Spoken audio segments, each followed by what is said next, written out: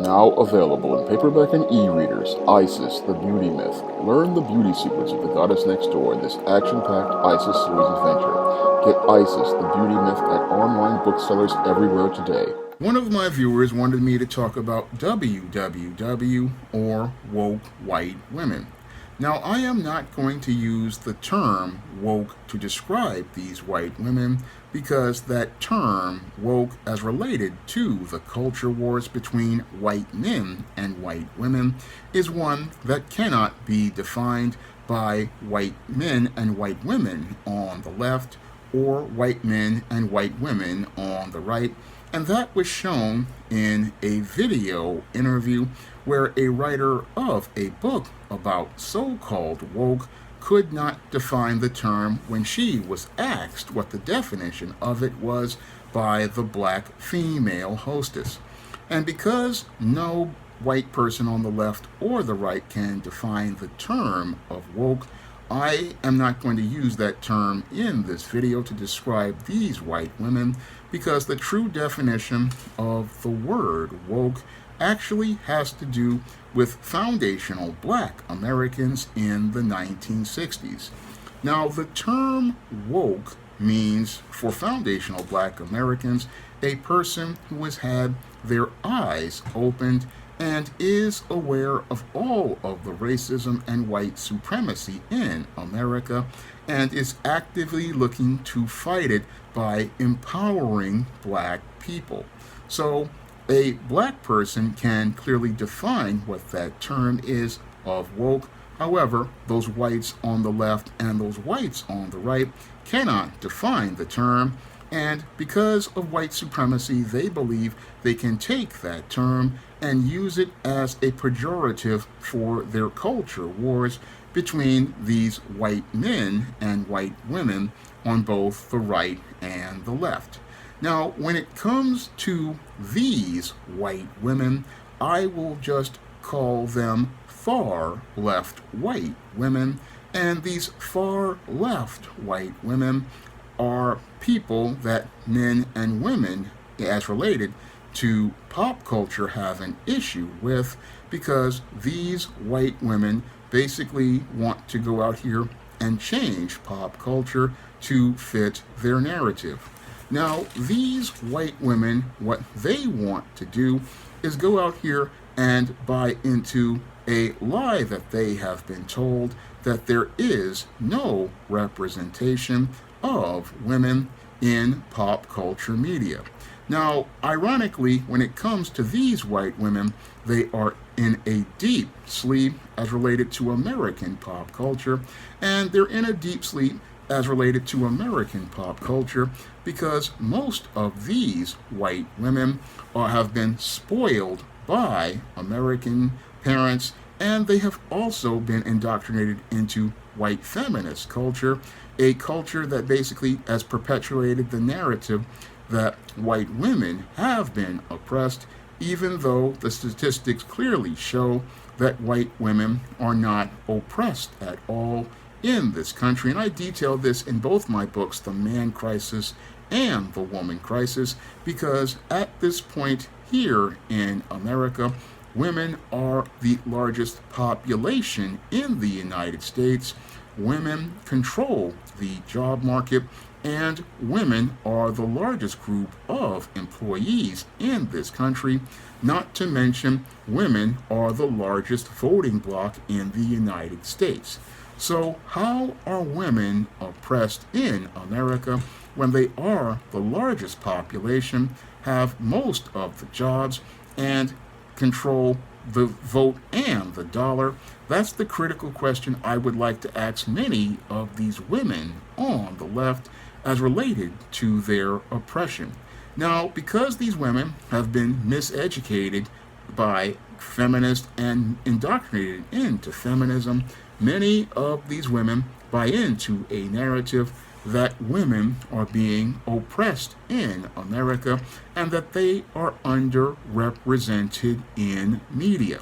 Now, these women believe that they are underrepresented in pop culture franchises. However, that's not the case at all. and has never been the case at all. Now, these women will claim that, oh, white male characters control most of the characters in science fiction and fantasy, and they skew the statistics to say that because these white male characters are more popular, there is no representation. However, what they do as they misrepresent those statistics is not understand that it is primarily men who buy these fantasy stories, and it has been a core base of white males who have been the basis for the fandoms of these comic books, science fiction, and fantasy since their inception. And even though the core base has been white male, there has been representation of women in these pop culture franchises for years, and there has been a healthy fan base of women as related to these fan bases, and they have been supporting characters for years. But these women think that because they've bought into the feminist notion that men and women are equal, they want to see so-called equal representation, even though the statistics clearly show that most of the customers for this pop culture are men, and predominantly white men, that they think that white women would want to buy the stories with these characters. However, what they don't understand is that men and women are completely different, and boys and girls are completely different, and each medium has its own fan bases, whereas while comics, science fiction, and fantasy appeal to men, girls primarily like YA fiction and romances, and they like YA fiction and romances due to the fact that men and women's brains are completely different.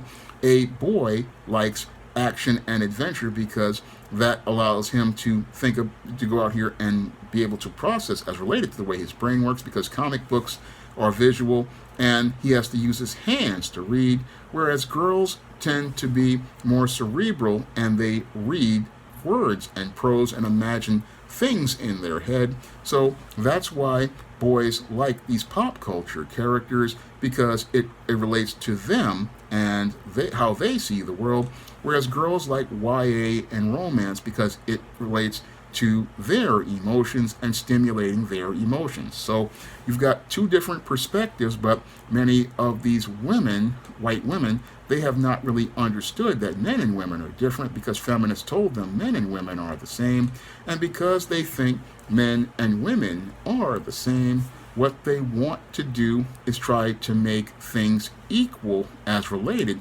to pop culture like comics, science fiction, and fantasy by trying to represent more heroines in that media. However, that media was never designed for women, but it doesn't stop these women who have gotten positions of power because a group of simp males gave them these jobs. What these women have done as they've gotten power from the simps is look to try to empower women in a male-centered media. Now, what has led to these women looking to get this power is because they want to go out here and present their strong women and make it equal for women, and they believe that there are not enough strong women. However, that isn't true at all.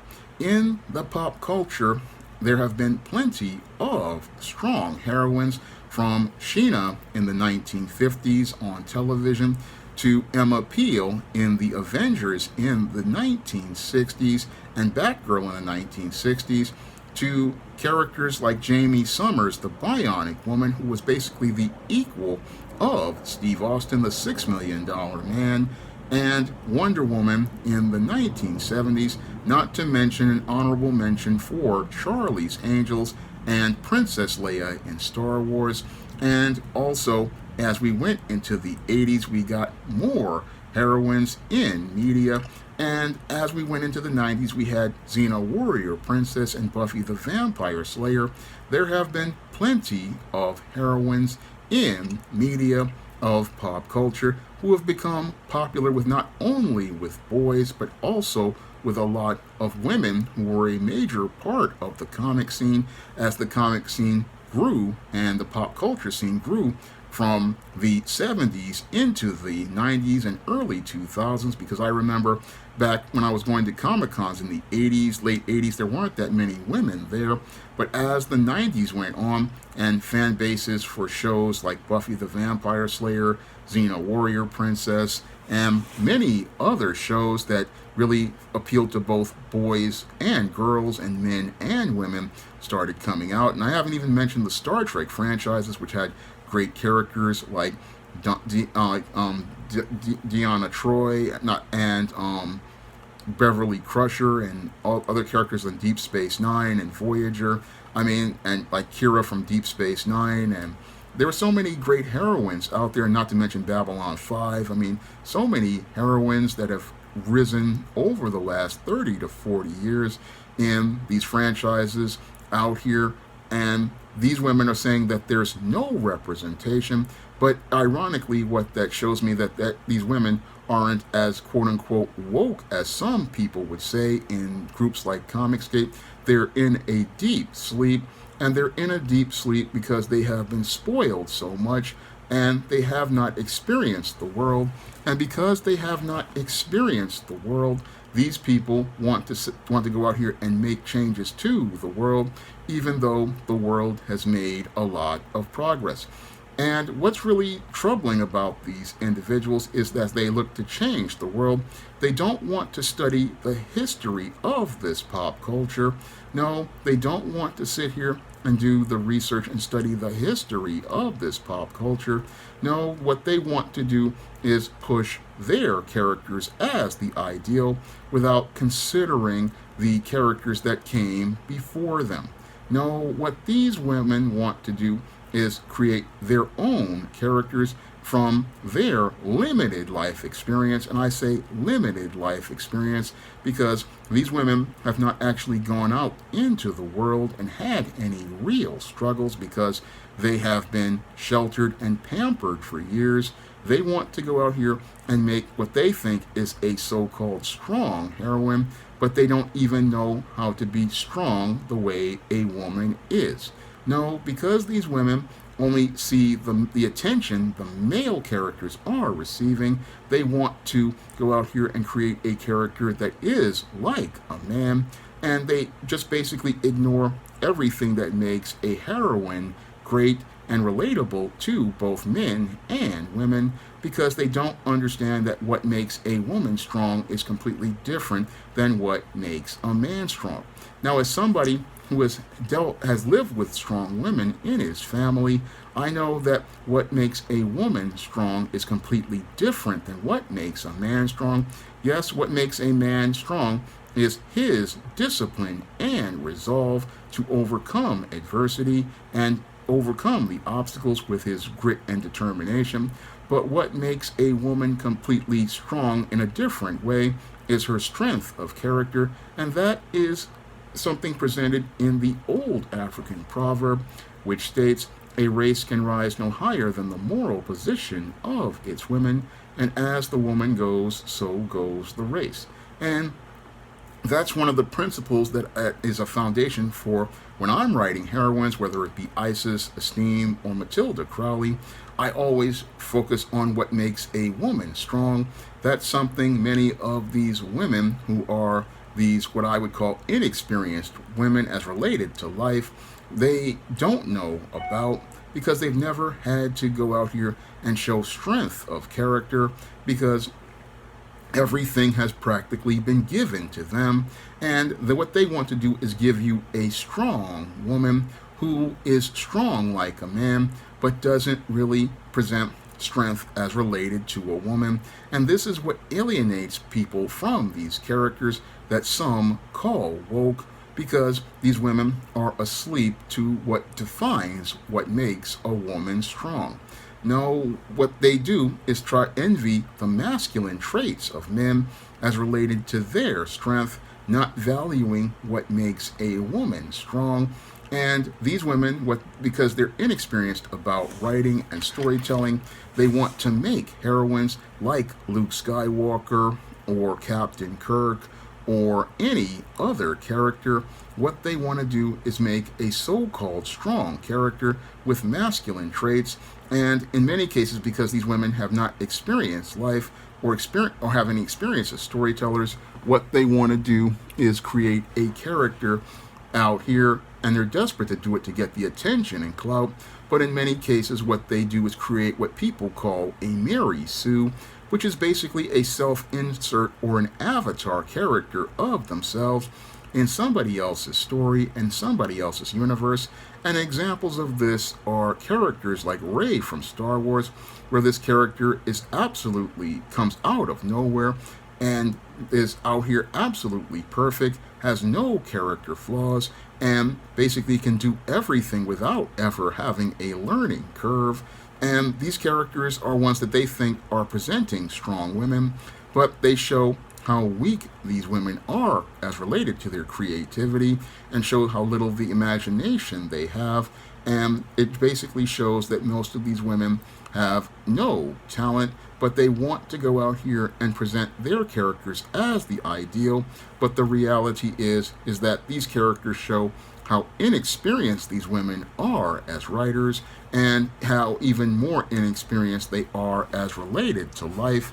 Because when you look at their characters really are not anything but just an avatar for themselves, because real characters have real flaws, and it's those real flaws that allow them to have the texture that allow us to connect with them and relate to them, and it's those flaws that allow us to see them as people who have struggles just like us. I mean, when I write heroines like Isis, who is a goddess, she's supposed to be incredibly beautiful on the outside, but she has strugglings of feelings of insecurity and inadequacy about herself and doesn't feel like she's perfect. Moreover, she's a bit of a tomboy, so she's into guy things, but the whole thing is she struggles with her own natural femininity, so those imperfections make that character somebody people can relate to. And like in the case of Esteem, I have her where she's an incredibly beautiful woman, but she's a nerd, and she's struggling with awkwardness and things that make it where she struggles socially, even though she's a princess. And with characters like Matilda Crowley, she's an introvert trying to find her voice. So even though I create attractive women, I give them internal flaws that you can connect with, and that's the difference between a creator like myself and one of those white women out here who has been given one of these jobs. I understand that people have flaws, and the flaws make us identify with these people and connect with them and see them as people just like us. Whereas with these women who are in control of this media, they want to get so-called equality, but their efforts to make equality by going into male pop culture to make female versions of male characters doesn't make things equal. What it does is make a carbon copy of a character who is female on the outside with flash, but doesn't have any of the substance of their male counterparts. So it's this inexperience from these women as related to life that leads to many of these women thinking, oh, I'm making this girl power character that's going to be so strong and so powerful, and it's going to resonate with people. But these characters don't relate to anyone because they are hollow shells of characters, and these are hollow shells of characters made by hollow women who are in these positions of power. And the main reason why these women get these positions of power is because, again, you have simps who want to go out here and clout chase these women or want to get something from these women, and as part of a covert contract, they give them a job, and as they give them this job, they think that they're going to be able to fill that covert contract by possibly either getting this woman to go out on a date with them, maybe even get them to drop the skid mark thong and get a taste of the atomic waste from a special place. And these women, they're thinking that they're being empowered, but the whole thing is the media that they're presenting is just as stereotypical as what they call sexist media. Now, when it comes to these women as related to black people, that's where I have a major issue with them, because many of these women have a very paternalistic view of black people, and their ideas of representation of black people are to race swap characters. And as they look to race swap characters, they look to passively include black people, but aggressively put black people in the background of stories where they have no real role, no different than the white men who are running many media platforms. And even worse, when it comes to black women, they go out here and make black female characters. Again, they'll include them passively, but aggressively do things because they want the white girls to be the most attractive ones in the room by doing things like making the black woman obese, making the black woman appear to be the darkest person as related to skin tone, or going out here and doing things like changing the sexual orientation so that many of the men won't see her as attractive. So these women, they come into these jobs and they want to, again, think that they're changing media, but as they're looking to change media, they are participating in racism towards black people. And that's what I see in a lot of their media. They go out here and present some of the most racist images of black men and black women, and they'll say that they are being quote unquote woke. But what I see when I look at their media is that they are just asleep as related to their so-called narratives of representation, and all I see is their racism being presented to me in whatever media they present. So when I look at their media, I see nothing but racism in their media, and these white women, they have been in control of media platforms in publishing, in film, and in television. And while they complain about their white males who came before them being racist and perpetuating stereotypes, the great irony is that these same white women can't see the stereotypes they are presenting about black people, and can't see how they're creating these characters that are supposed to be strong heroines, who are some of the weakest characters ever created. And they're some of the weakest characters ever created because these women are writing what they know, and what's being shown to us is that they don't know much about storytelling. They don't know much about developing multidimensional characters. They don't know much about creating conflict. They don't really put much depth or layers on their storytelling. That's what's shown to us in their comic books, in like the Captain Marvel series and the Ms. Marvel series, or shown to us in movies that they have made like the sequel Star Wars trilogy, or shown to us in the She-Hulk Attorney at Law series. I mean, all of this material made by these white and non-black women is all flash, and it has no substance at all, and that's why the only people watching it are YouTubers who cook and roast this media. But most of this is primarily here because you have a group of simp white men who wanted to go out here and give these women power. And the reason why they wanted to give these women power is because they didn't want to give a heterosexual black male creator like myself power to create black characters, or have the power to hire other qualified black creators. And because they didn't want those black people in their media platforms and creating pop culture, what they wanted to do was pop the bubble on actual diversity and let these white women get control to promote their white supremacist version of diversity and inclusion. However, these white women have swerved these simps and made it where they're excluding the white male, and as they exclude the white male, they are out here promoting their false girl power narratives. But those false girl power narratives show us all that this white female has no real life experience, and that's why I can't call them woke white women, because these white women are just participating in the same white supremacy.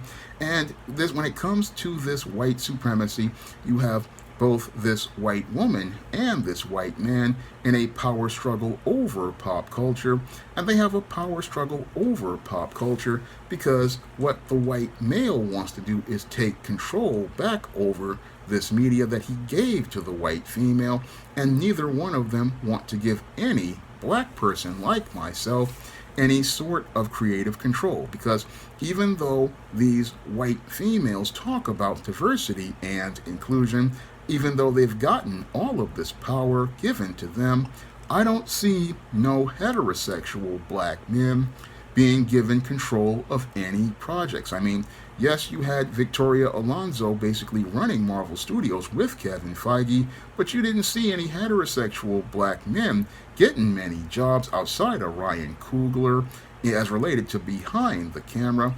And when it came to Kathleen Kennedy, how many black people were given jobs to work at Lucasfilm? Critical question I gotta ask as related to this culture war, because while both sides talk about merit and diversity and inclusion, I don't see many qualified heterosexual black creators like myself being offered jobs. And when I look at companies like Marvel, DC, Lucasfilm, Disney, and many others, I don't see many black people working at these jobs outside of their vice presidents of diversity and inclusion, which is some token black female. No, I don't see any black people, especially heterosexual black men, in positions of power of creative control. And that is by design, because they don't want to see heterosexual black men in positions of power and control. They don't want to see heterosexual black men controlling the image of black men and black women, because they know if a heterosexual black man is in charge and his mind is right and he is truly woke and aware of the white supremacy and racism, they know that he's going to create images that are going to uplift and empower black people, similar to what Bill Cosby did when he made The Cosby Show, and Robert Townsend did when he made Hollywood Shuffle, The Five Heartbeats, and Meteor Man, and what Spike Lee produced. This is what they fear, and with the burgeoning and growing black fantasy market, they fear that we'll see film become more successful than Black Panther. This is why they don't want to see black people in these positions of power, because if people are looking at the black man's image and looking up to the black man, it's hard to maintain white supremacy, and that's why they would rather see things implode with these incompetent white women rather than have a qualified black man in that position. So when it comes to these white women, they are there by design, because these simps are just weak men, and they would rather abdicate power to white women rather than give a black man equal power. So when I look at this whole case of these WWWs, I mean, these white women who I would say are inexperienced, they are just there to keep black creators from getting their opportunities. And these white women, they are just completely incompetent all around. And they are the ones making the studios go broke, because they have no understanding that men and women are different. And in their effort to make so-called equality, they are making things fiscally unequal for the business, because women don't want to see a woman being strong like a man. No, they want to see a woman who is strong like a woman, and they want to see softness and femininity from women. But these feminist indoctrinated women believe that men and women are the same, and because they believe men and women are the same, they are making this kind of media that many in groups like Comicsgate call woke. But this media is actually just feminist propaganda made by a group of inexperienced women who don't understand anything about life, because they've basically been elevated to a high position and have been so spoiled about life that they think that they are not being represented, but they clearly have been given too much. And because they've been given too much, they're squandering opportunities that many would appreciate if they got them. Now, I'm hoping that this answers the questions about WWWs, or woke white women, as he calls them, but I call them something completely different, inexperienced, spoiled, feminist, indoctrinated women. And I'm hoping that this video will answer all of the things he has what's related to this topic. Now, if you want to learn more about how women wound up on this road, you can pick up my book, The Woman Crisis, on Amazon.com in paperback and Kindle format. You can also pick up The Woman Crisis at other online booksellers like Smashwords, the iBookstore, Google Play, and Barnes & Noble. And if you want to pick up my stories featuring women who have a strength of character, you can find the books in the Spinsterella trilogy, Spellbound, The Legendary Mad Matilda, and Spinsterella on Amazon.com, along with my black sorority novel, The Thetas, my vampire novel, Eternal Night, or the books in the Isis and Esteem series, and my business novel, Recipe for Success. You can find that fiction featuring great black heroines on the SJS Direct imprint in paperback and in Kindle on Amazon.com. You can also find those books at other online booksellers like Smashwords, the iBookstore, Google Play, and Barnes & Noble. And if you'd like to see me make more videos like this or request a video yourself, you can send a donation for a minimum of $15 to the Cash App to request a video. And if you want to help me to be able to make my next comic featuring the Goddess Next Door, you can drop a donation to the PayPal, the Patreon, or the Cash App by clicking the links in the description box. That's all I have to say for this video. You can comment, rate, and subscribe.